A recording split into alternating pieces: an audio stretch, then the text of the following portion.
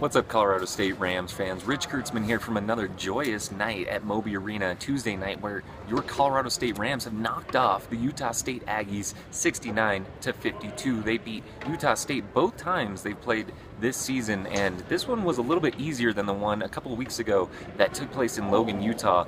Colorado State led through the entire game.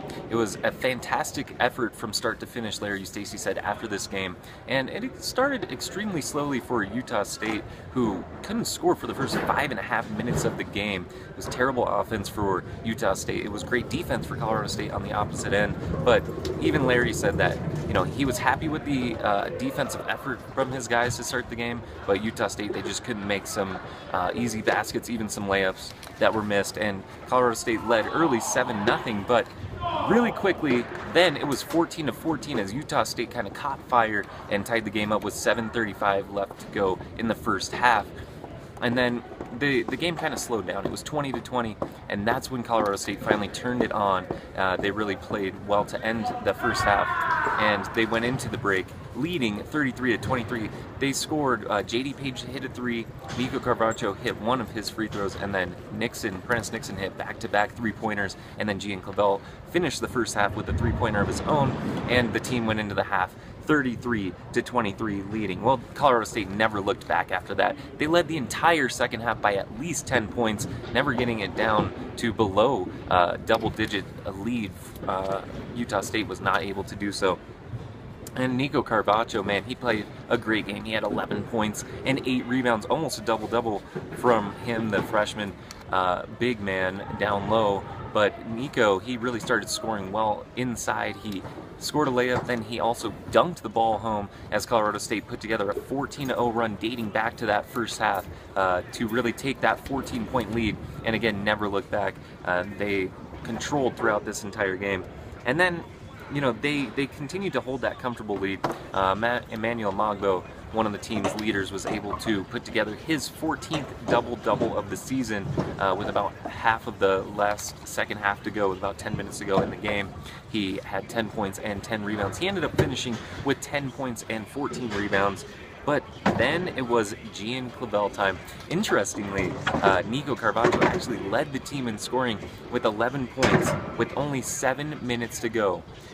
Within a couple of minutes, Gian Clavel automatically almost, he was leading the team, and he not only the team but the entire game.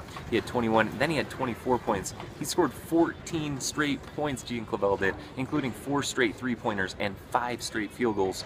He did miss one at the end of the game, but Colorado State ended up winning 69-52. Gian said that after the game that they focused on playing defense first, and that's what they did to start the game, holding their opponents scoreless for 5.5 minutes, which was one of the longest streaks that I can remember in the 5 years with Larry Eustachy coaching this team. And, Gian Clavel also said the only thing that he didn't like was the rebounding, that Utah State got too many offensive rebounds, and Colorado State did win the rebounding battle 40-38, but it was too close. Too many offensive rebounds for Utah State. They ended up having 12 offensive rebounds. Colorado State did very well on the offensive rebound side as well, with 14 of their own. Emmanuel Mogbo and Nico Carvacho did very well on that end of the court. But Mogbo, he said moving forward that this team is really coming together, and we feel like we can do something in this Mountain West. And Gian Clavel, he kind of echoed those sentiments, and he said, we have to be mature enough to handle the situation both at home and on the road. He said that it's interesting, Clavel did, that the Rams actually played better on the road than they do at home sometimes. We didn't see that tonight. They played extremely well. But he also said, I said at the beginning of the year, we have a chance to win it all, and they really do, even though they only have 7 players moving forward. Larry, he talked a lot about only having 7 players. First, he talked about Gian Clavel. He said, quote, "What can I say about Gian Clavel? I'd say he's the second best guard I've ever coached, and I still say that," end quote.